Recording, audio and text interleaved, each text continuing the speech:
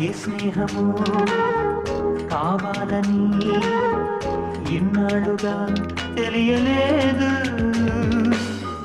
ఇచ్చేందుకే మనసుందని నాకెవ్వరు చెప్పలేదు. చెలిమి చిరునామా తెలుసుకోగానే రెక్కలొచ్చాయో ఏమిటో, ఎటు వెళ్ళిపోయింది మనసు, ఇలా ఒంటరయింది వయస్సు.